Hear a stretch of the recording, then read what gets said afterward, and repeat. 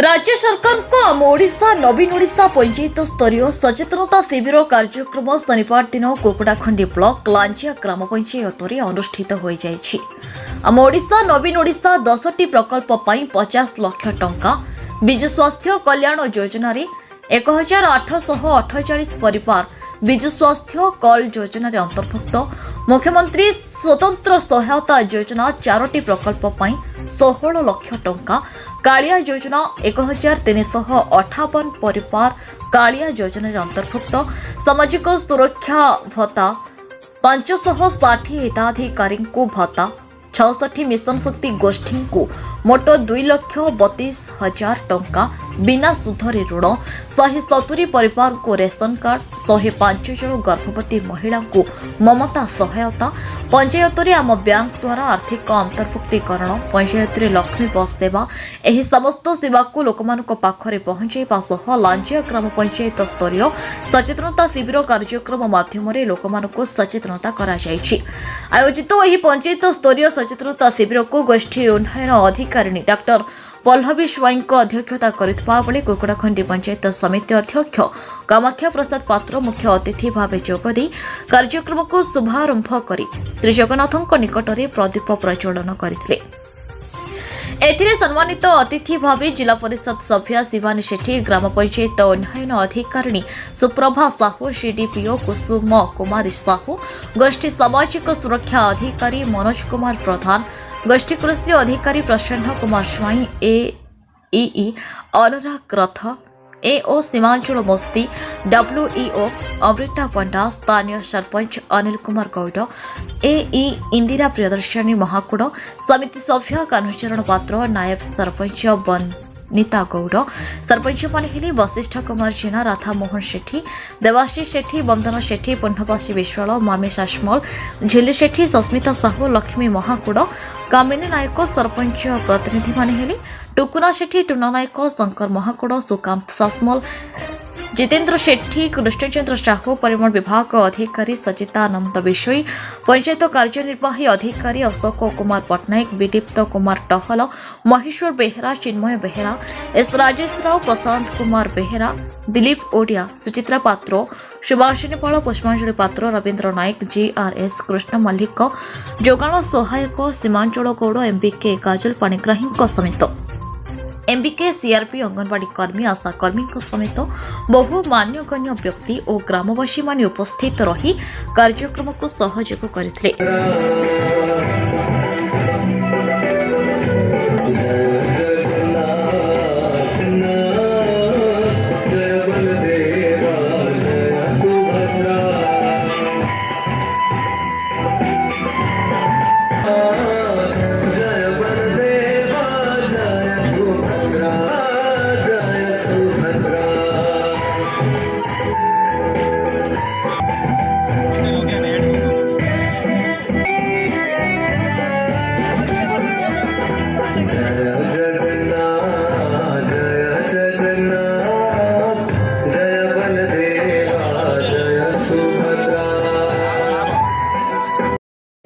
महिला मानक एक जोरदार करदार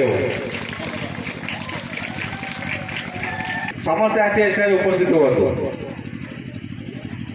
समस्त को संबोधना दौरान सी भी आम मिशन शक्ति नारी जहाँ सारा भारत वर्ष एक उदाहरण सृष्टि कर मिशन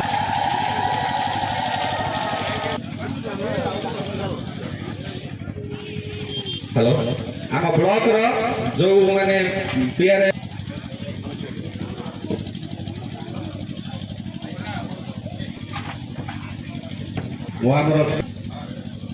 किसी कम कर आज मान्य मोर मुख्यमंत्री जनप्रतिनिधि आज मंच मंच आसी माँ मैंने एत संख्यार बस आपण माँ मान प्रतिनिधि आपण माँ मैंने जदि माँ मान अच्छा मंच उपभोग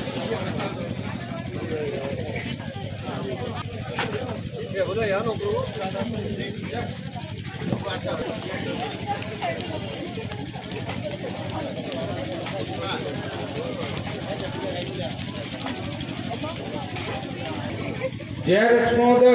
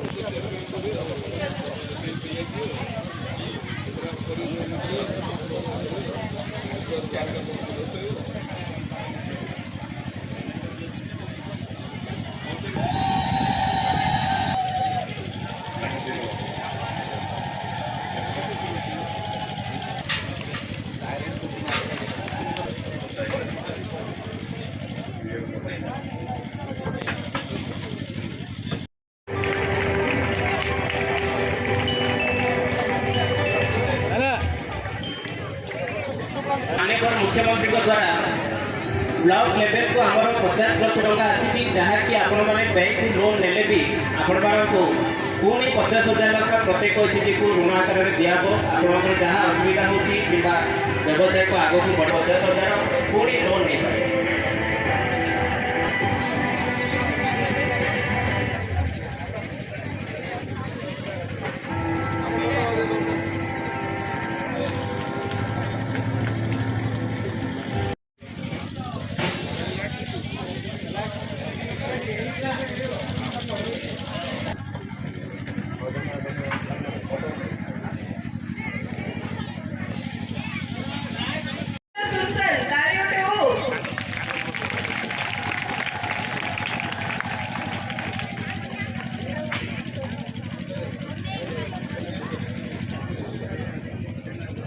रेडी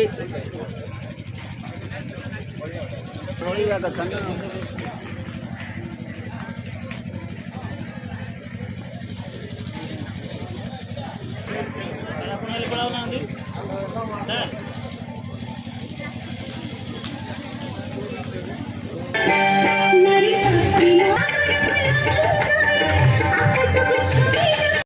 सैंक्शन है से आम गण अच्छा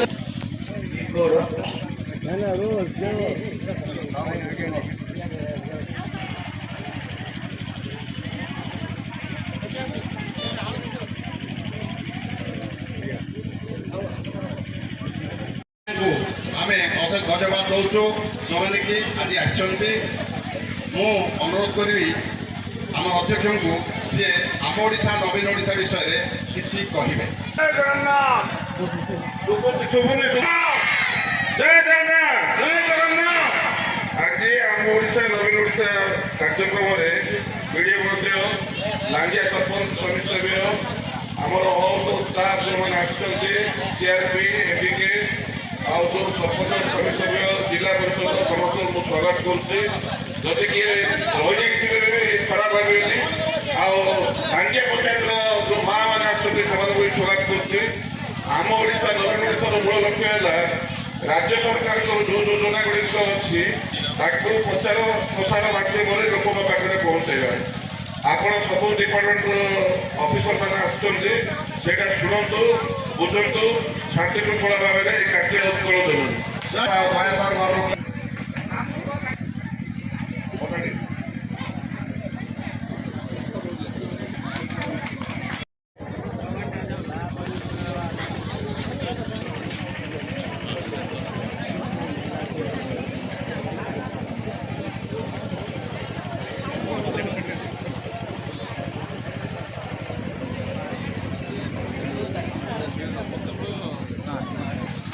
एठारे मंचर सम्मुखें थी आम अध्यक्ष महोदय सरपंच समिति सभ्य विभिन्न ग्राम पंचायत आसवा मोर पीआरआई बंधु मीडिया बंधु मोर लाइन डिपार्टमेंट आसीथिबा विभिन्न विभाग आसीथिबा मोर ऑफिशियल्स जो मैंने स्टॉल में बसचंती आमर सब डिपार्टमेंट ऑफिशियल्स को मैं स्वागत करुच्ची। आज लांजिया ग्राम पंचायत तृतीय दिवस रे पंचायत समिति कुकुड़ाघाटी तरफ जो आम ओडिशा नवीन ओडिशार सूचना और प्रसार कार्यक्रम रखाई से समस्त को हृदय सहित स्वागत करुच्ची। ଆଜି ଆପଣମାନେ ଯେଉଁ ପ୍ରୋଗ୍ରାମ ଆଟେଣ୍ଡ କରିବାକୁ ଆସିଛନ୍ତି ତାର ଭିତ୍ତିଭୂମି ରଖିବାକୁ ମୋତେ ଏଠି କୁହାଯାଇଛି। ଆମର ଆପଣ ଯେତେବେଳେ ଶୁଣୁଛନ୍ତି ଆମ ଓଡ଼ିଶା ନବୀନ ଓଡ଼ିଶା, ସେତେବେଳେ ଗୋଟେ ସଶକ୍ତ ଓଡ଼ିଶାର ରୂପରେଖ ଆପଣଙ୍କ ଆଖି ସାମ୍ନାକୁ ଆସିବା କଥା। ଆପଣମାନେ ଜାଣିଥିବେ କି ଆମ ଦେଶର 80% ଲୋକ ବ୍ୟକ୍ତିବିଶେଷ ଗ୍ରାମାଞ୍ଚଳରେ ବାସ କରନ୍ତି। ତେଣୁ ଗ୍ରାମାଞ୍ଚଳରେ ଯେପର୍ଯ୍ୟନ୍ତ ବିକାଶ ହେବ ନାହିଁ, ସେତେବେଳେ ଗୋଟେ ସୁଦୃଢ଼ ଦେଶର ଭିତ୍ତିଭୂମି ରଖାଯାଇ ପାରିବ ନାହିଁ। ତ ଆପଣଙ୍କର ପଞ୍ଚାୟତର ବିକାଶ ପାଇଁ ସରକାର ଯେଉଁ ଲୋକାଭିମୁଖୀ କାର୍ଯ୍ୟକ୍ରମ ଗୁଡ଼ିକ ଆଣୁଛନ୍ତି, ସେହି ଯୋଜନା ଗୁଡ଼ିକ ସମ୍ବନ୍ଧରେ ଆପଣ ଜାଣିବା ଦରକାର, ତାର ଲାଭ ଉଠାଇବା ଦରକାର। ଆଉ କିଛିଟା ନୂଆ ଯୋଜନା ଅଛି ଯେଉଁଟାକି ଆମ ସମ୍ମୁଖରେ ଆଗକୁ ଆସିବାର ଅଛି, ଯେମିତିକି ସୁଗମ ବ୍ୟାଙ୍କ ଆଉ ଲକ୍ଷ୍ମୀ ବସ୍ ବ୍ୟବସ୍ଥା। ଏସବୁ ବିଷୟରେ ମୁଁ ସଂକ୍ଷେପ ଭାବରେ କହିବି, ସେଠି ବି ଆପଣ ପଢ଼ିପାରୁଥିବେ। ଆମ ଓଡ଼ିଶା ସଂସ୍କୃତି ହେଉଛି ଜଗନ୍ନାଥ ସଂସ୍କୃତିର ଉପରେ ପରିବେଷ୍ଟିତ। ତେଣୁ ଜଗନ୍ନାଥ ସଂସ୍କୃତିର ସଂରକ୍ଷଣ ପାଇଁ ଆମର ବିଭିନ୍ନ ମନ୍ଦିରର କାର୍ଯ୍ୟକ୍ରମ ସହିତ ତାଙ୍କର ପୁନରୁଦ୍ଧାର ସହିତ ବିଭିନ୍ନ ଲୋକାଭିମୁଖୀ କାର୍ଯ୍ୟକ୍ରମ ଗୁଡ଼ିକୁ ସରକାର ହାତକୁ ନେଇଛନ୍ତି, ଯଥା ଆମର ଧାର୍ମିକ ସ୍ଥଳର ରୂପାନ୍ତରୀକରଣ, ମହିଳା ସଶକ୍ତିକରଣ ପାଇଁ ଆପଣଙ୍କର ମିଶନ ଶକ୍ତି ହଉ କିମ୍ବା ଅନ୍ୟାନ୍ୟ ଯୋଜନା ମାଧ୍ୟମରେ ହଉ, ପ୍ରାୟ 5ଟି ଉପହାର ସରକାର ଆମକୁ ଦେଇଛନ୍ତି। ଆପଣଙ୍କର ଆଗକୁ ଗଞ୍ଜାମ ଜିଲ୍ଲାରେ ଯେତେବେଳେ ଲକ୍ଷ୍ମୀ ବସ୍ର ଉଦ୍ଘାଟନ ହେବ, ସେତେବେଳେ ଆପଣ ମାତ୍ର 5 ଟଙ୍କାରେ ଗତି ହିଁ ଶକ୍ତିକୁ ଆଧାର କରିକି ଆପଣ ବିଭିନ୍ନ ଜାଗାକୁ ପହଞ୍ଚି ପାରିବେ। ଆପଣ ଆହାର କେନ୍ଦ୍ରରେ ମା'ମାନଙ୍କୁ ବି ରଖାଯାଉଛି। ମମତା ଆସି ଯେଉଁଟା ସୁନ୍ଦର ଭାବରେ ଆମର ଯେଉଁ BKSSରୁ ଆସିଥିଲେ କୀର୍ତ୍ତନ ମଣ୍ଡଳୀ, ବହୁତ ସୁନ୍ଦର ଭାବରେ ଯୋଜନା ଗୁଡ଼ିକୁ ଆପଣଙ୍କ ସମ୍ମୁଖରେ ରଖିଥିଲେ। ତା ବ୍ୟତୀତ ଆମର ଯେଉଁ ମିଶନ ଶକ୍ତି ମାଧ୍ୟମରେ ସ୍ୱୟଂ ସହାୟକ ଗୋଷ୍ଠୀମାନଙ୍କୁ 5 ଲକ୍ଷରୁ 10 ଲକ୍ଷ ପର୍ଯ୍ୟନ୍ତ ଋଣକୁ ବୃଦ୍ଧି କରାଯାଇଛି। ଆଉ BSKY ମାଧ୍ୟମରେ ଆପଣ କେତେ ଟଙ୍କା ପାଉଛନ୍ତି, ବିଭିନ୍ନ ପ୍ରକାର ଯୋଜନାର ରୂପରେଖ କରିଛନ୍ତି। ଯେମିତିକି ଆପଣ 5ଟି ହାଇସ୍କୁଲର ରୂପାନ୍ତରୀକରଣ ଦେଖିଥିବେ। ଆପଣଙ୍କର ଦକ୍ଷିଣପୁର ପଞ୍ଚାୟତରେ ଏବେ 5ଟି ହାଇସ୍କୁଲ 4ଥ ପର୍ଯ୍ୟାୟରେ ତାର ରୂପାନ୍ତରୀକରଣ କରାଯାଇଛି। ତାକୁ ଛାଡ଼ିକି ଆମର ଯୁବକମାନଙ୍କୁ ଲକ୍ଷେ ଯୁବକଙ୍କୁ ଆମର ତାକୁ ଛାଡ଼ିଦେଲେ ବିଜୁ ସ୍ୱାସ୍ଥ୍ୟ କଲ୍ୟାଣ ଯୋଜନାରେ ବି ଆପଣଙ୍କର ଲାଞ୍ଜିଆ ପଞ୍ଚାୟତରେ ପାଖାପାଖି 170 ପରିବାରଙ୍କୁ ଲାଭ ମିଳୁଛି। ଆପଣଙ୍କର ଆମ ଓଡ଼ିଶା ନବୀନ ଓଡ଼ିଶା ଯୋଜନା ମାଧ୍ୟମରେ ଏଇଠି 10ଟି ପ୍ରକଳ୍ପ ପାଇଁ 50 ଲକ୍ଷ ଟଙ୍କା ସରକାର ଦେଇଛନ୍ତି। ଆଉ ଆମର 1848ଟି ପରିବାର ଏବେ ସୁଦ୍ଧା ବିଜୁ ସ୍ୱାସ୍ଥ୍ୟ କଲ୍ୟାଣ ଯୋଜନାରେ ଆଗକୁ ବଢ଼ିଛନ୍ତି। ତାକୁ ବାଦ ଦେଇକି ଏବେ ବିଜୁ ସ୍ୱାସ୍ଥ୍ୟ କଲ୍ୟାଣ ଯୋଜନା ନବୀନ କାର୍ଡ ମାଧ୍ୟମରେ ଯେଉଁମାନେ ରେସନ କାର୍ଡ ଧାରୀ ରହିଯାଇଛନ୍ତି କିମ୍ବା ଯାହାର ରେସନ କାର୍ଡ ନାହିଁ, ସେମାନେ ଏଥିରେ ଆପ୍ଲାଏ କରିଥିବେ, ଆପଣମାନେ ବି କରିଥିବେ, ଯାହାଦ୍ୱାରା ଆପଣ ସେଇଟା ବହୁତ ଶୀଘ୍ର ତାର ବି ଲାଭ ଉଠାଇ ପାରିବେ। ତାକୁ ଛାଡ଼ିଦେଲେ ଆମର କାଳିଆ ଯୋଜନା, ସାମାଜିକ ସୁରକ୍ଷା ଭତ୍ତା, ମିଶନ ଶକ୍ତି, ମମତା ଯୋଜନା, ଆମ ବ୍ୟାଙ୍କ, ଲକ୍ଷ୍ମୀ ଯୋଜନା, ଏସବୁ ମାଧ୍ୟମରେ ଆପଣ ସରକାରଙ୍କର ବିଭିନ୍ନ ଲୋକାଭିମୁଖୀ କାର୍ଯ୍ୟକ୍ରମ ଗୁଡ଼ାରେ ଅଂଶଗ୍ରହଣ କରିପାରିବେ। ମୋର ଆପଣଙ୍କୁ ଅନୁରୋଧ ରହିବ କି ଆପଣ ପ୍ରତିଟି ଯୋଜନା ଯେତେବେଳେ ବିଭାଗୀୟ ଅଧିକାରୀ ଆସିକି ସେ ଯୋଜନା ମାଧ୍ୟମରେ କହିବେ, ଆପଣ ଟିକେ ଧୈର୍ଯ୍ୟ ଧରିକି ସେ ଯାକୁ ଶୁଣନ୍ତୁ। ଯଦି ଜାଣିପାରୁନଥିବେ, ଏଇଟା ଗୋଟେ ବହୁତ ଆପଣଙ୍କର ଜାଣିବାର ଗୋଟେ ସ୍ରୋତ, ଏଇଟା ଯେଉଁଟା ଆପଣ ଜାଣିପାରୁନାହାନ୍ତି, ଆମ ପାଖରେ ପହଞ୍ଚି ପାରୁନାହାନ୍ତି, ସେଇଟା ଆପଣଙ୍କୁ ଆପଣଙ୍କ ଗ୍ରାମ ପଞ୍ଚାୟତରେ ଆସିକି ସେ ସୁବିଧା ସୁଯୋଗ ଦିଆଯାଇଛି। ତେଣୁ ଏହାକୁ ବହୁତ ସଫଳ କରନ୍ତୁ ଓ ସବୁଗୁଡ଼ାକୁ ଟିକେ ଧୈର୍ଯ୍ୟର ସହିତ ଶୁଣନ୍ତୁ। ବହୁତ ବହୁତ ଧନ୍ୟବାଦ। ମୁଁ ଏବେ ଅନୁରୋଧ କରିବି ଆମର ଯେଉଁ ବିଭାଗୀୟ ଅଧିକାରୀମାନେ ଅଛନ୍ତି ବିଭିନ୍ନ ଯୋଜନା ସମ୍ବନ୍ଧରେ ଆପଣଙ୍କୁ ଅବଗତ କରାଇବେ।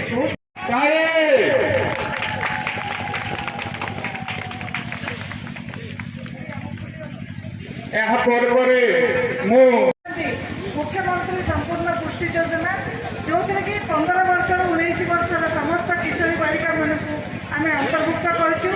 ସେମାନଙ୍କୁ ଗୋଟେ ପ୍ୟାକେଟ୍ ମସଲା ମୁଢ଼ି ଆଉ ସୁଲି ଚଣା, ଭଜା ସୁଲି ଚଣା 1.5 କିଲୋର ଏବଂ ଆମକୁ 16ଟି ଅଣ୍ଡା ପ୍ରତ୍ୟେକ ପିଲାମାନଙ୍କୁ ଦିଆଯିବ। ତେଣୁ ଏଇ ଯେଉଁ ନୂଆ କାର୍ଯ୍ୟକ୍ରମ ହେଇଛି, ଏଥିରେ ସମସ୍ତ 15ରୁ 19 ବର୍ଷ ଶିଶୁ ଝିଅମାନେ, କେବଳ ଝିଅମାନେ ଏଥିରେ ଅନ୍ତର୍ଭୁକ୍ତ ହେବେ। ଏଇଟା ଏଇ ଯୋଜନାର କରିବାର ମୂଳ ଉଦ୍ଦେଶ୍ୟ ଆମର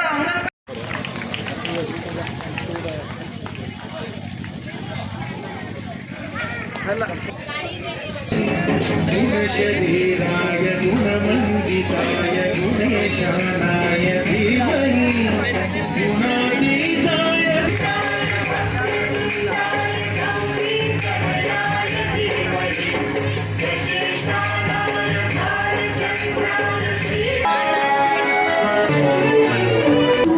गानोत्सुकाय गाननर्ताय गानोत्सुकविक्रमराय गुरवे ଅଧିକ ଉନ୍ନୟନମୂଳକ କାର୍ଯ୍ୟ ସମ୍ପର୍କରେ କିଭଳି ଭାବରେ ଆପଣ ଆଗରୁ ଥିଲେ ଆଉ ବର୍ତ୍ତମାନ କେଉଁ ପ୍ରକାର ତା ଛଡ଼ା ଆମ ଓଡ଼ିଶା ନବୀନ ଓଡ଼ିଶାରେ ଆପଣଙ୍କର କିଛି କମ୍ୟୁନିଟି ସେଣ୍ଟର ହେଉଛି, ପାଠାଗାର ହେଉଛି, ଇ ଲର୍ଣ୍ଣିଂ ସେଣ୍ଟର ହେଉଛି, ତାପରେ ଆଉ ଆପଣଙ୍କର ବିଭିନ୍ନ ଉନ୍ନତିମୂଳକ କାର୍ଯ୍ୟ ହେଉଛି। ନେକ୍ସଟ ଆପଣଙ୍କର ଆସୁଛି ହାଇସ୍କୁଲ ଟ୍ରାନ୍ସଫର୍ମେସନ୍। ଏବେ ରିସେଣ୍ଟଲି ଆପଣଙ୍କର ଏଠି ଆମର 4th ଫେଜ୍ ହାଇସ୍କୁଲ ଟ୍ରାନ୍ସଫର୍ମେସନ୍ରେ କୁକୁଡ଼ାଖଣ୍ଡି ବ୍ଲକ ଅଧୀନରେ 5 ଗୋଟି ସ୍କୁଲର ରୂପାନ୍ତରୀକରଣ ହେଲା।